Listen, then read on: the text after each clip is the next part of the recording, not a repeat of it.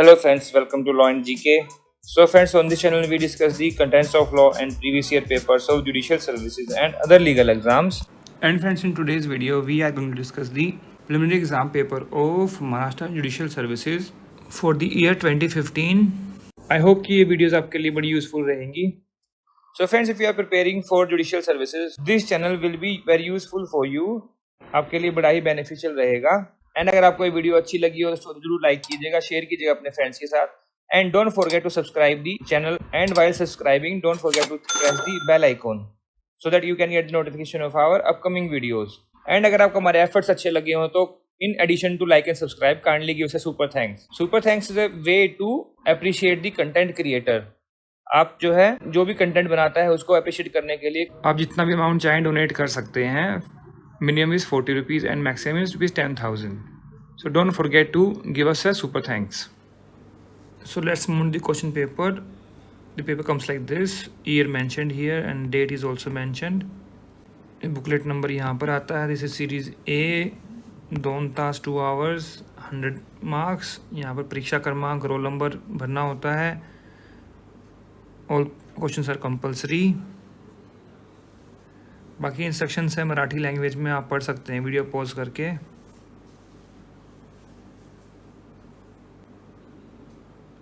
Question number 1 is when did the CRPC come into force. CRPC enforce कब हुआ था? 1 अप्रैल 1974 से. 2 is the answer.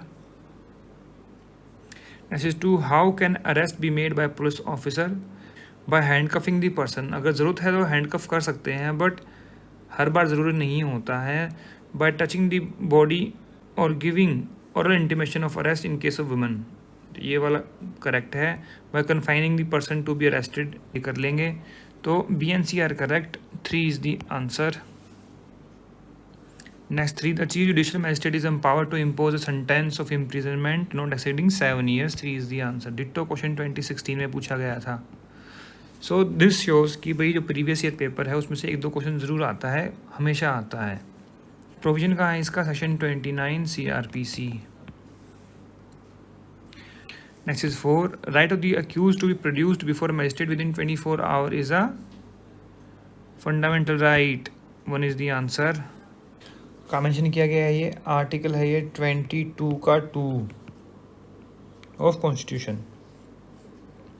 Next 5. When information relating to the commission of cognizable offence is received by officer in charge of a police station, he can make inquiry and then decide whether to register FIR or not.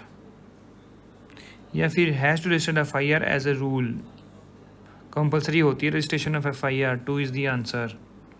FIR का provision कहाँ है? 154 CRPC. Next is 6. Which one of the following is correct statement? Court of Session can take cognizance of any case traveled by it. या फिर can take cognizance when complaint is filed before it, या फिर when the High Court directs, या फिर cannot take cognizance unless the case has been committed to it by magistrate. बिल्कुल ठीक है. 4 is the answer.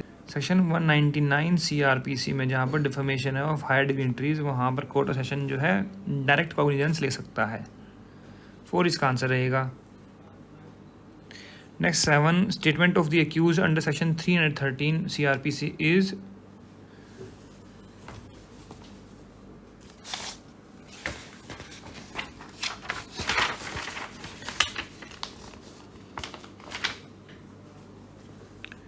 image statement of the accused to be used to know his defense, या फिर of no use of for the prosecution in trial, also part of evidence, not an evidence but can be considered by the court as a matter before it. 4 is the answer. Next 8. In camera proceedings means proceedings recorded video camera, या फिर proceeding held in private place premises, या फिर proceeding during which public in general or particular is not allowed to watch. So 3 would be the answer. Next is 9. A judicial magistrate first class can order payment as compensation to the person who sustained loss or injury by reason of the act for which accused has been convicted. कितना amount compensate कर सकते हैं? Any amount when fine is not a part of sentence. 3 is the answer. Next is 10. The jurisdiction and powers of judicial magistrate extend throughout the taluka wherein he is posted, या फिर throughout the district where he is posted. Is को extensive the area police station within his local jurisdiction या फिर extend to the area as the district जज में define by special order. तो extend throughout the district where is posted. 2 is the answer.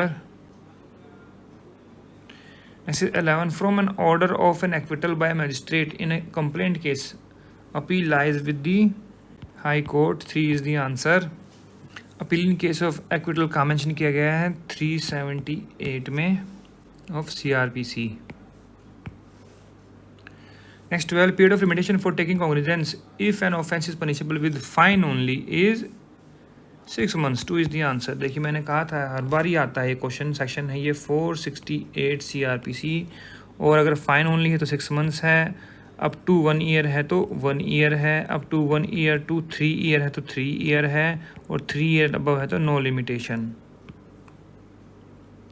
Next is 13. In a bailable offence the accused can claim his release on bail as a matter of right. 3 is the answer. Bailable offence कहाँ define किया गया है? Section 2A of CRPC, पहला ही provision है। Next 14. Legal representative means son daughter of deceased person, authorised agent representative of the deceased या फिर class 1 heirs या फिर person who in law represents the estate of the deceased. Ditto question 2016 में पूछा गया। देखिए आगे ना repeat question one more, ditto question. 4 इसका आंसर रहेगा। कहाँ मेंशन किया गया है? Section 211 of CPC. Next 15. First date of hearing of the suit is date for framing of issues. कहाँ मेंशन किया गया है? ये ऑर्डर है 14 रूल 1 और इसके सब रूल 5 में लिखा हुआ है कि at the first hearing of the suit the court shall after reading the plaint and written statement frame the issues. तो 1 इसका आंसर रहेगा। Next 16. Precept is an order issued by the court which pass a decree and address to collector को कर सकते हैं effect partition या फिर another court to arrest other court to attach the property of the judgment debtor specified in the precept which is in jurisdiction of that court. 3 is the answer. However ये collector को भी जा सकता है but वो partition का order नहीं होगा, वो अटैचमेंट का होगा। Next 17. Defendant can be arrested before judgment in a suit for partition या फिर पोजेशन ऑफ इमोरल प्रॉपर्टी या फिर recovery of money compensation. Recovery of money वाले केस में कर सकते हैं, स्पेसिफिक परफॉर्मेंस में नहीं होगा। 3 इज द आंसर। और अरेस्ट बिफोर जजमेंट का मेंशन किया गया है। अरेस्ट और डिटेंशन का प्रोविजन है सेक्शन 55 ऑफ CPC में। Next 18. Executing court has to decide under section 47 CPC all the question raised between the party to the suit, all the question between the parties relating to execution, discharge and satisfaction of the decree. 2 is the answer. Section 19. Which of the following cannot be attached in execution of decree? Section 60 again her question paper में मिल जाएगा आपको, बहुत ही common question है ये। तो government securities and bonds कर सकते हैं। Undivided interest of share in the immovable property ये भी हो जाएगा। Whole of the salary, whole of salary नहीं करेंगे।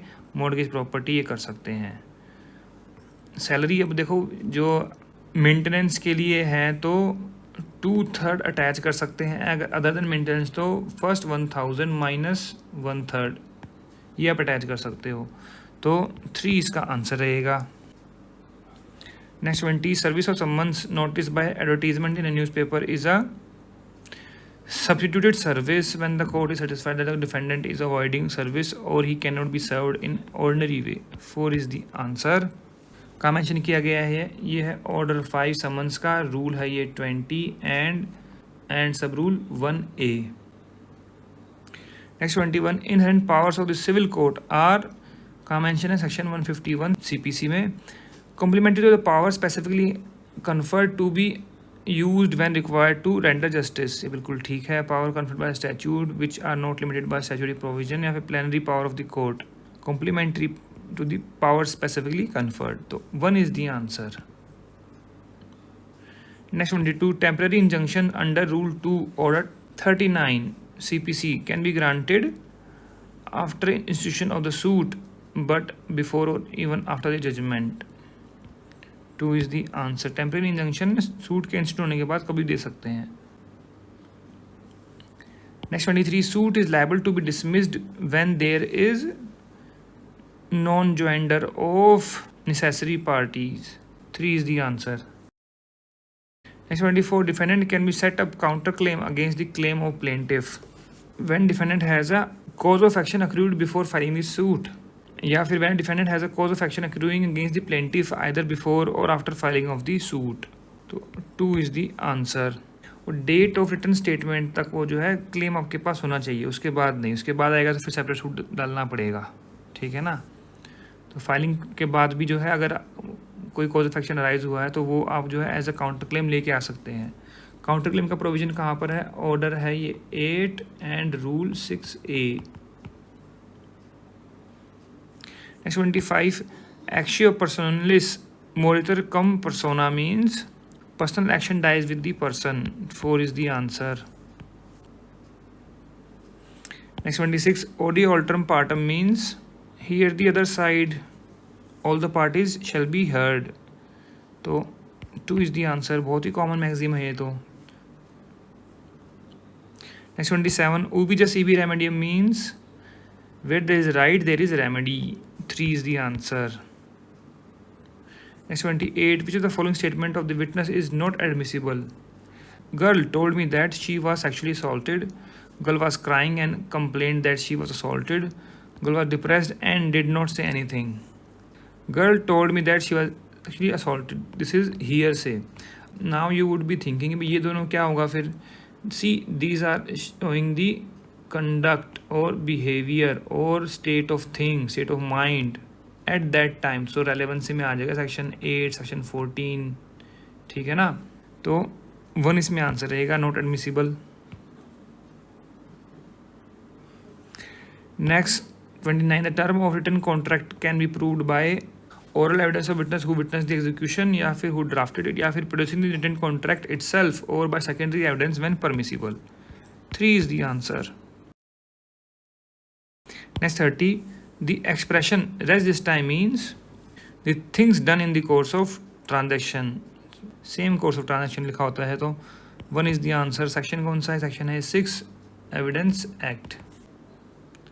Next 31, the expression dying declaration means statement made by a person at time of his death, या फिर declaration of person in contemplation नहीं होता, statement of deceased person as to his cause of death, ये वाला ठीक हो सकता है।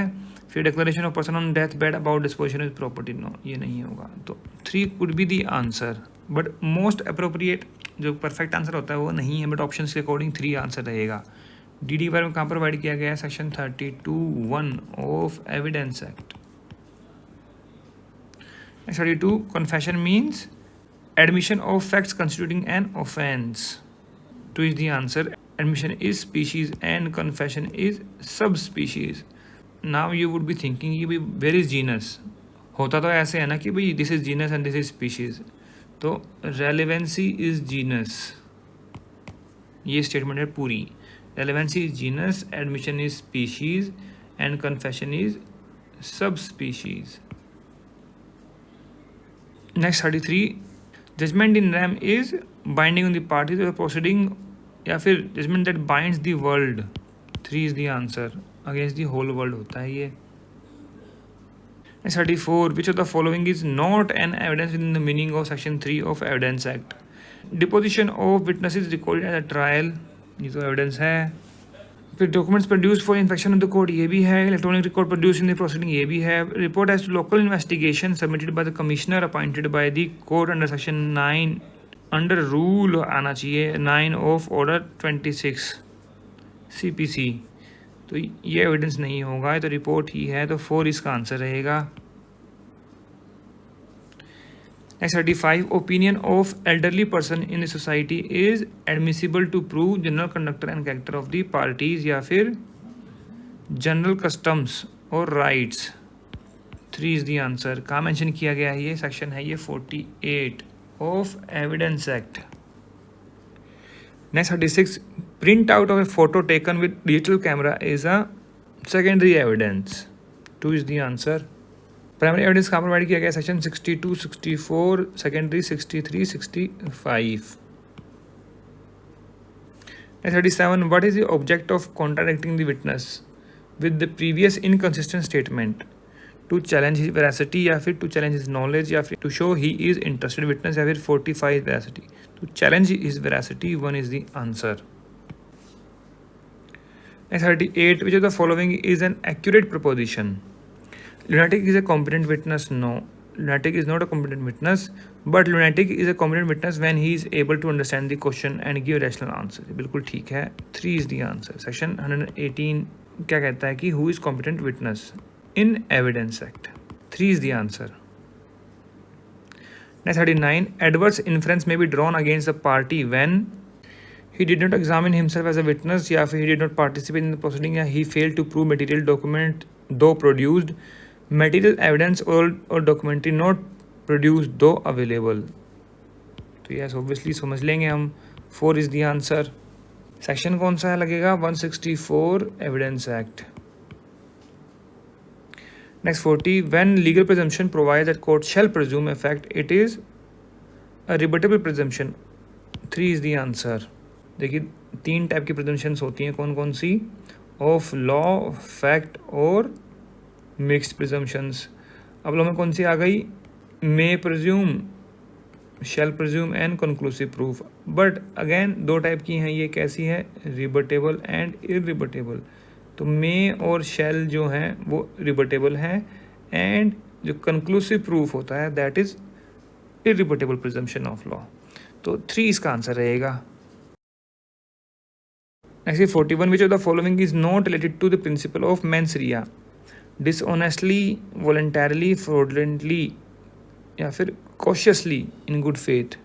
तो ये इन गुड फेथ है तो वो मेंस रिया नहीं आएगा वहाँ पर obviously. 4 is the answer. Next 42. Nothing is an offence when it is done by a child under age of 7 years. 2 is the answer. क्या बोलते हैं इसको? डोली इन कपैक्स. सेक्शन लगता है 82 IPC और डिट्टो क्वेश्चन 2016 में पूछा गया था. Next 43. The accused stabbed a man who was sexually assaulting her. She caused his death. She is guilty of no offence. कैसे? राइट टू प्राइवेट डिफेंस में आप डेथ कोज कर सकते हो if somebody was doing the offence mention under section 100 IPC. तो 3 is the answer. Next 44. Making और publishing any imputation on someone who is dead amounts to an offence of, no offence है फिर offence है, offence है of defamation. 2 is the answer. Section 499 लग जाएगा. वही mention किया हुआ है. डेड के बारे में कुछ बोला तो वो भी डिफेमेशन हो सकता है. Next 45. Causing death by rash and negligent act is accidental death. Accident कैसे है फिर? तो neither culpable homicide nor murder nor accidental death. 3 is the answer. तो क्या होता है वो? Death by rash and negligent act. Section 304A लग जाएगा of IPC. Next 46. Dislodging a tooth by a blow fist is grievous hurt. तो punishment कहाँ मिलेगी? 325 में. 1 इज द आंसर. सेक्शन 320 में ग्रीवियस हर्ट में मेंशन किया गया है. 7th में प्रोवाइड किया गया है परमानेंट फ्रैक्चर और डिसलोकेशन ऑफ ए बोन और tooth. 1 is the answer. Next 47. Theft is said to have been committed when the accused moved away the property of someone else या फिर took away the property without consent of the owner या फिर dishonestly took away the movable property without consent of the person in possession या फिर dishonestly induce a person putting him in fear of injury to deliver the property to him. ये है extortion and this is theft. 3 is the answer. Section कौन सा theft का? 378 IPC. Next 48. A man allows his car to proceed unattended along the road. It ran over a boy causing fracture of his leg. He has committed an offense of voluntary causing grievous hurt या फिर causing grievous hurt by rash and negligent act. 2 is the answer. Next 49. A soldier fired on a mob under the orders of a superior and caused death of a person. He has committed no offense. He would fall under the general exception, section 76, bound by law. 2 is the answer. Next 50. In case of an offence punishable with fine only, imprisonment in default of payment of fine shall be simple. 2 is the answer. का mention किया गया section 67 IPC में. जैसे ditto question 2016 में भी same question पूछा गया था। देखो कितने क्वेश्चन मतलब रिपीट हो रहे हैं। 2 is the answer. Next 51, the maxim इग्नोरेंशिया जूरिस नॉन एक्सक्यूसेट means ignorance of law is no excuse. Ignorance of fact no excuse, या फिर फैक्ट तो है ही नहीं, जूरिस का मतलब क्या होता है, लॉ। तो law may be a good excuse, no it is no excuse. 4 is the answer.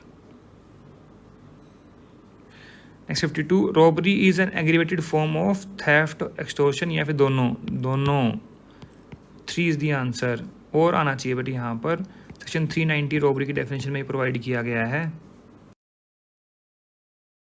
Next question number 53, right to move the supreme court for enforcement of right conferred by part 3 of the constitution of India is a fundamental right. 4 is the answer. और ये कहाँ confer किया गया है, article 32 में। Next 54, which of the following is not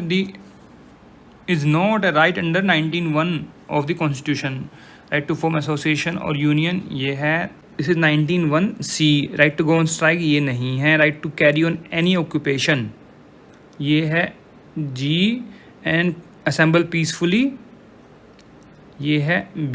तो कौन सा नहीं हुआ, right to go on strike, 2 is the answer। Next 55, judiciary in India is under ministry of law है या फिर इंडिपेंडेंट है, इंडिपेंडेंट है। 4 इज द आंसर।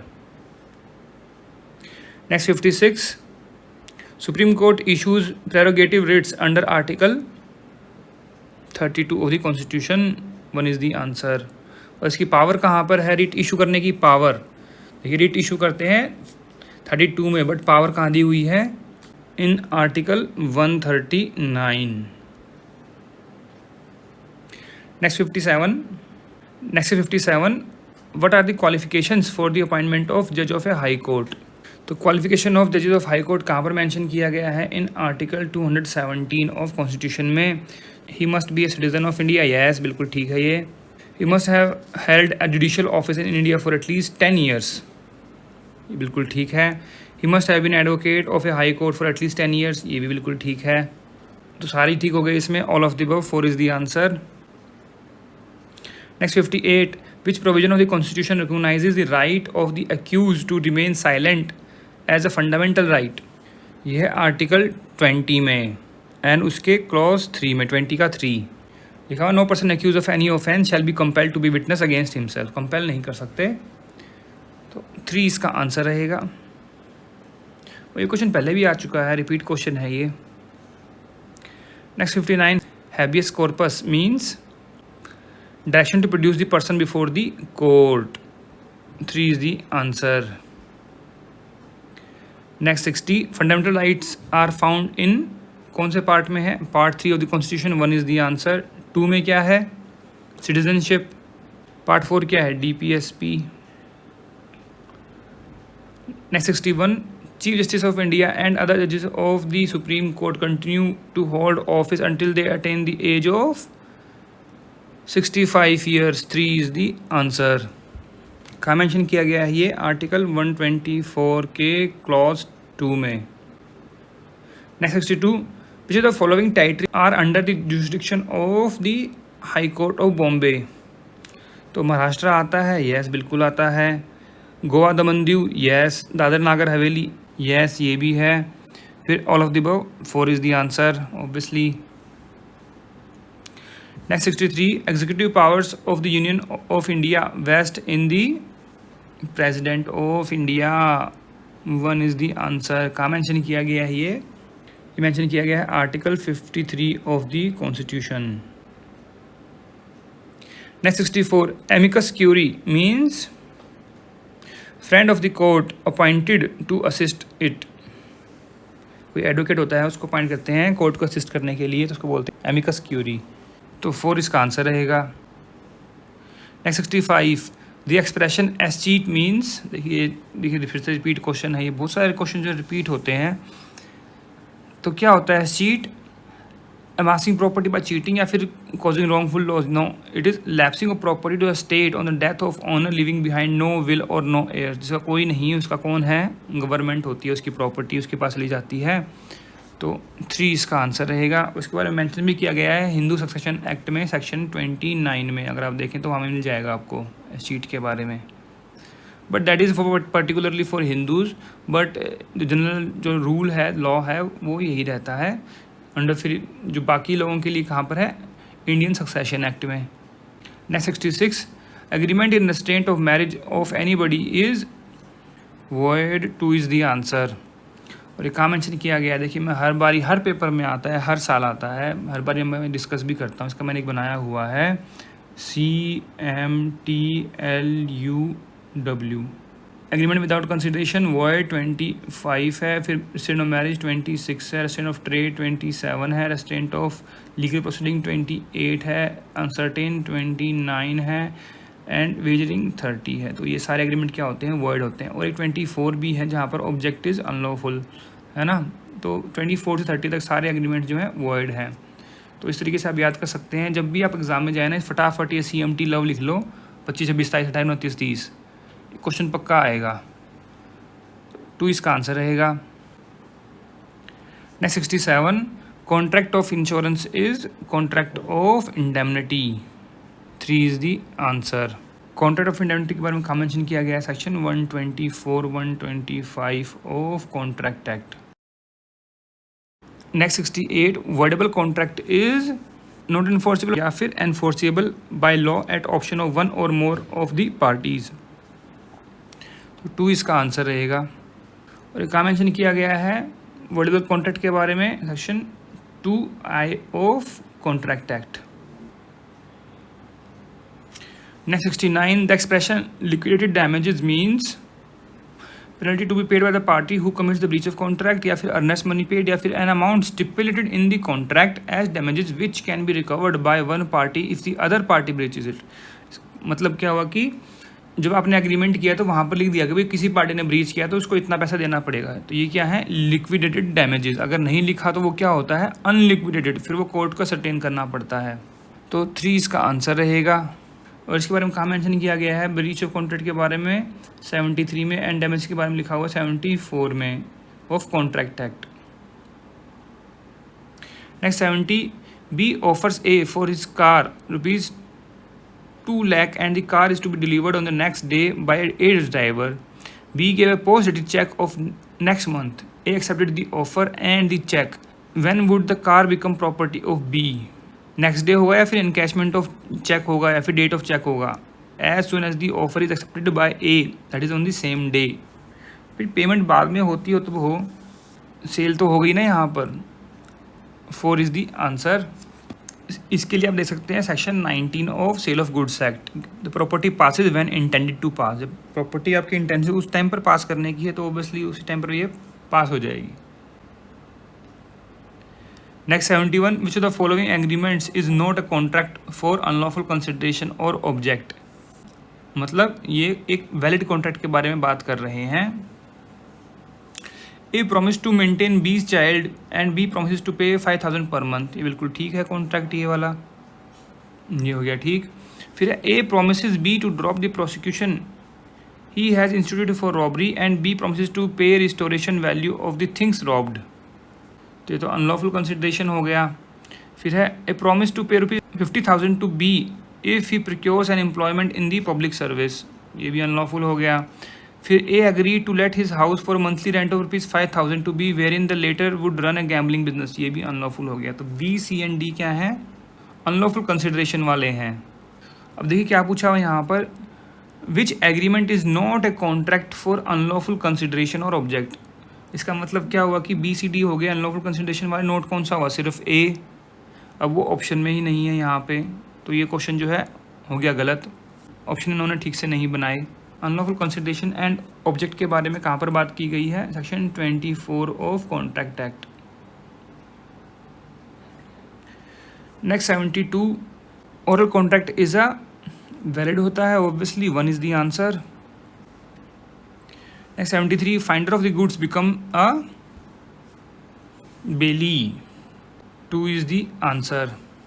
और ये कहाँ पर लिखा हुआ है, section 71, responsibility of the finder of goods is subject to same responsibility as bailee, 71 contract act, 2 इसका आंसर रहेगा। Next 74, whom the following is not competent to contract. Convict under imprisonment, ये कर सकता है जी, इलिटरेट कर लेगा. Person who is on a death bed, ये भी कर सकता है. माइनर नहीं कर सकता, तो 4 इसका आंसर रहेगा, because minor agreement is word एब इनिशियो, है ना. कहाँ पर बात की गई है इसके बारे में, सेक्शन 11. और केस भी है धर्मदास घोष वर्सेस मोहरी बीबी. सुना है नहीं सुना. Next 75, in a suit for possession of immovable property, when the plaintiff is alleged to have dispossessed without due process of law, the court has to decide whether the plaintiff is the owner, if plaintiff was in settled possession, या फिर defendant is the owner. सिर्फ ये देखना है कि plaintiff is dispossessed without his consent and within 6 months. तो 4 इसका answer रहेगा. कहाँ मेंशन किया गया, section 6 specific relief act. Next 76, in a suit for specific performance of contract, the court may award compensation. कब compensation दे सकते हैं, if the court decides that specific performance ought not to be granted but there is a breach of contract by defendant even if not claimed. No, जब claim करेंगे तभी मिलेगा. तो ये हो गया wrong. फिर है if the court finds that contract is voidable at the option of the defendant. No. फिर है contract is void. No. If the court decides that specific performance ought not to be granted but there is a breach of contract and plaintiff claimed the compensation in his plaint, तब मिल जाएगा claim करने पर. तो 4 इसका answer रहेगा. और इसके बारे में कहाँ मेंशन किया गया है, section 21 of specific relief act में. Next 77, which of the following proposition is wrong. तो कौन सी रॉन्ग है, injunction should not be granted. तो इंजंक्शंस व्हेन रिफ्यूज्ड कहाँ मेंशन किया गया, section 41 of specific relief act में. तो ये to restrain a person from instituting criminal proceedings, ये है क्लॉज डी में, तो इसमें रिफ्यूज़ कर देंगे. फिर है to prevent breach in which plaintiff is acquiesced, ये है क्लॉज जी. फिर है plaintiff has no personal interest, ये है क्लॉज जे. फिर है when invasion on right is such that compensation would be adequate relief. तो ये 4 है, इसके बारे में सेक्शन 41 में लिखा नहीं गया है, बट जहाँ पर एडवोकेट कंपनसेशन मिल जाएगा तब वहाँ पर स्पेसिफिक परफॉर्मेंस नहीं होती है. ओके. और इसके बारे में लिखा हुआ है क्लॉज ई में कि जहाँ पर जो कॉन्ट्रैक्ट जो है स्पेसिफिकली इन्फोर्स नहीं करवा सकते तो वहाँ पर भी रिफ्यूज़ कर देंगे. तो मैं कहूँगा कि क्वेश्चन ये प्रॉपर नहीं है. एक तरीके से देखें तो इसमें जो रॉन्ग है, मतलब इंजंक्शन रिफ्यूज़ कहाँ करेंगे, तो ये तीनों है. और इसमें रॉन्ग मतलब इंजंक्शन कहाँ दे सकते हैं, तो इसके 4 आंसर बनता है. बट अगेन मैं कहूँगा कि ये ई में फॉल कर जाएगा, तो ये क्वेश्चन भी प्रॉपर नहीं है. Next 78, whom is the following cannot sue for specific performance of a contract. Party to the contract कर लेंगे, representative in interest of any party कर लेंगे, person to whom the right to sue is assigned by party to the contract कर लेंगे, reversioner in possession, a person to whom the right to sue is assigned by the party to the contract, ये नहीं कर सकता. देखिए इसके लिए देखिए आप सेक्शन 15, तो वहाँ पर ये 1, 2 and 4 लिखे हुए हैं. 4 क्या, reversioner in possession where contract was enter into by predecessor in title. ये है क्लोज ए, ये है क्लोज बी, ये है क्लोज ई. 3 के बारे में लिखा नहीं हुआ है, तो 3 इसका आंसर हो गया. Next 79, jurisdiction of a court to enforce specific performance of contract is discretionary. 1 is the answer. देखिए आज के टाइम में क्या है, जो स्पेसिफिक परफॉर्मेंस एक्ट के अंदर रेमेडी देना जो है that is mandatory unless it is prohibited by the provision of SRA. तो आज के टाइम में अगर क्वेश्चन आए तो मैंडेटरी आंसर रहेगा उसका, because it is amended bye amendment of 2018. 1 इसमें आंसर है, बट आज के टाइम में अगर आए तो that would be mandatory. Next 80, temporary mandatory injunction can be granted when prima facie case is made out, या फिर in rare cases to restore status quo ante. 2 is the answer. When serious injury would be caused no prohibitory injunction would not be proper remedy. No, 2 इसका answer रहेगा. Next 81, which of the following can not be transferred. तो ये section 6 की बात कर रहे हैं, transfer property act. Chance of succession after death of kinsman, ये नहीं कर सकते. Easement apart from dominant heritage नहीं कर सकते. एक्शनेबल क्लेम कर सकते हैं, गुडविल ऑफ द बिजनेस कर सकते हैं. तो ए एंड बी इसमें आंसर रहेगा. 4 is the answer. Next 82, which of the following document requires attestation by 2 witnesses. Lease deed, sale deed, gift deed. Gift deed के लिए लिखा हुआ है सेक्शन 123 में, इनके इसमें नहीं लिखा हुआ है, बट 2 विटनेस चाहिए ही होते हैं इन सब में भी। बट मेंशन जो स्पेसिफिकली किया हुआ है वो गिफ्ट डीड के लिए किया हुआ है 123 ट्रांसफर ऑफ प्रॉपर्टी एक्ट में। 3 इसका आंसर रहेगा। Next 83, tenant holding over is trespasser in the eyes of law, या फिर erstwhile tenant who after termination of tenancy did not vacate premises, या फिर और lessee who despite termination of lease is allowed by the lessor to continue possession. मतलब lease खत्म हो गई है बट लेसी जो है लेसर की मर्जी से रह रहा है और रेंट भी पे कर रहा है। टेनेंट एंड सफरेंस का है जहाँ पर लीज एक्सपायर हो गई, विदाउट परमिशन रह रहा है और रेंट भी नहीं दे रहा, तो टेनेंसी एंड सफरेंस होता है। तो 3 इसका आंसर रहेगा। Next 84, who other than mortgagor has right to sue for redemption of mortgage. Personal interest या फिर surety for payment of mortgage है, श्योरिटी कर सकता है। 2 is the answer. Redemption of mortgage के बारे में कहाँ पर बात की गई है? Section 60 of transfer property act. Next 85, when claim made in a suit is barred by law of limitation, तो क्या करेंगे? प्लेंट को रिजेक्ट कर देंगे या फिर रिटर्न कर देंगे या फिर डिसमिस कर देंगे सूट को। प्लेन टू बी रिजेक्टेड ये मेंशन किया गया ऑर्डर 7 रूल 11 क्लॉज डी में, जहाँ पर भी बार बाय लॉ है तो उसको रिजेक्ट कर देंगे प्लेंट को। तो 1 इसका आंसर रहेगा। Next 86, suit for recovery of price of the goods sold on credit is to be filed within 3 years होता है। बट देखिए ये क्वेश्चन भी मैं कहूँगा प्रॉपर नहीं बनाया है। कैसे? देखिए 2 चीज़ें हैं, when no time is fixed and other is fixed, ठीक है। अब जो जहाँ पर नहीं है फिक्स तो वहाँ पर date of delivery of goods से 3 ईयर होगा, और जहाँ पर टाइम फिक्स किया गया है वहाँ पर the period of credit expire. तो लेकिन यहाँ पर वो चीज़ लिखी नहीं हुई कि भाई कैसे है। बट जो ऑप्शंस को अगर देख के आप समझेंगे तो इसमें एक ही चीज़ आती है, within 3 periods after the period of credit, मतलब ये फिक्स टाइम पीरियड वाले की बात कर रहे हैं। तो 2 इसका आंसर रहेगा। और ये कहाँ मेंशन किया गया है? नो टाइम फिक्स्ड है आर्टिकल 14, एंड ये है article 14 of the schedule of limitation act. Next 87, application for execution of decree other than the injunction is to be made within 12 years from date of decree. 2 is the answer. ये क्या mention किया गया है? Article 136 of schedule of limitation act में। Next 88, what is the effect of acknowledgement of debt after the period of limitation? It is of no use to bring the claim within limitation, या फिर it will give fresh cause of action to file suit, या फिर it will extend the period of limitation. No. तो देखिए acknowledgement of debt after the period of limitation है, ये क्या होता है? ये एक प्रॉमिस बन जाता है as per the exception 3 of section 25 of contract act. तो it will give a fresh cause of action to file suit. 2 is the answer.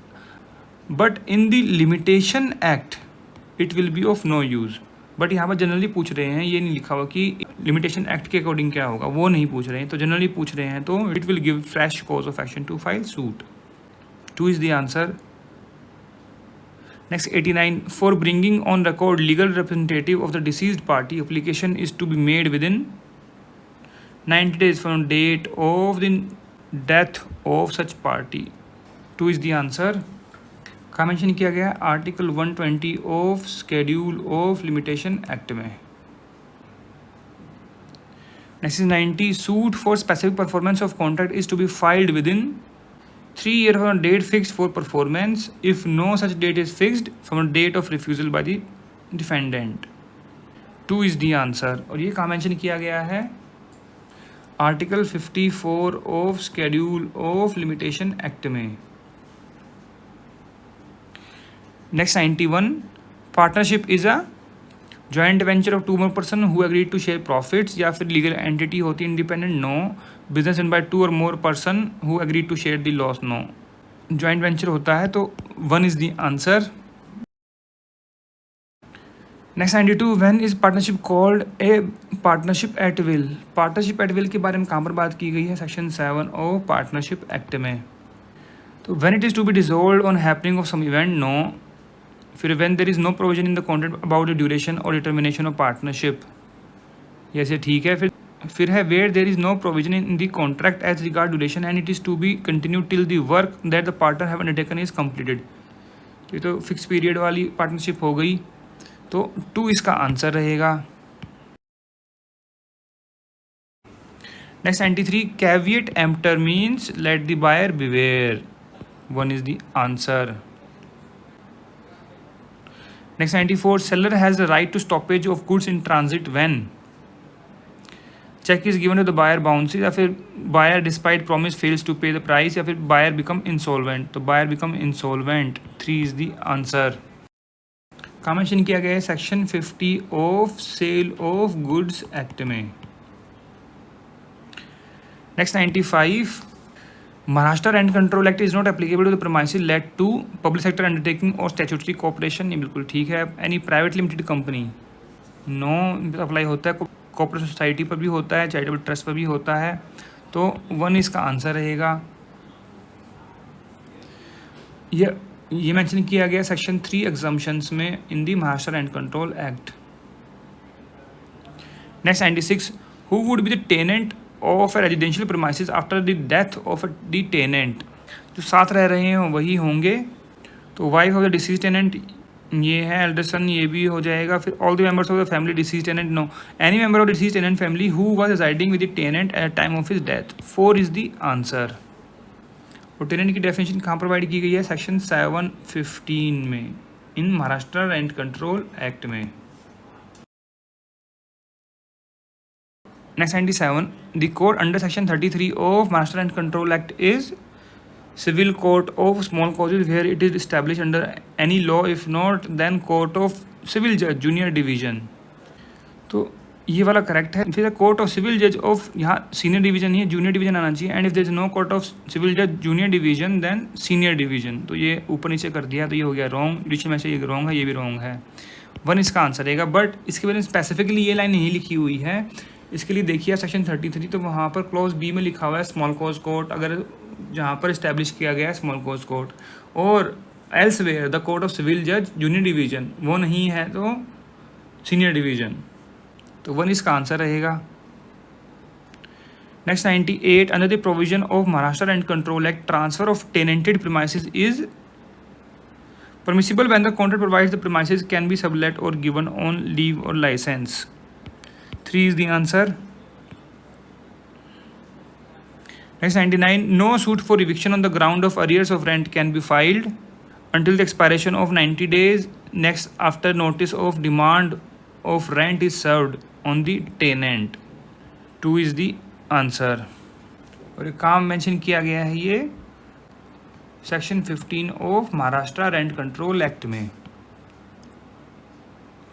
Next 100, is an agreement of tenancy on leave and licence compulsory required to be registered, तो such agreement is required to be registered, 1 is the answer.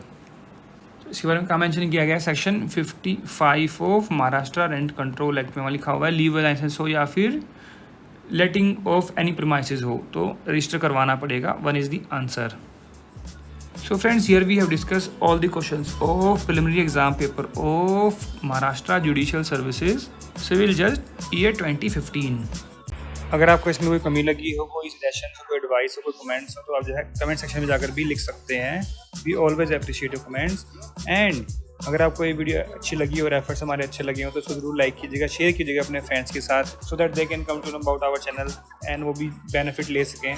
And अगर आपको हमारे efforts अच्छे लगे हो तो in addition to like and subscribe kindly give us a super thanks. Super thanks is a way to appreciate the content creator.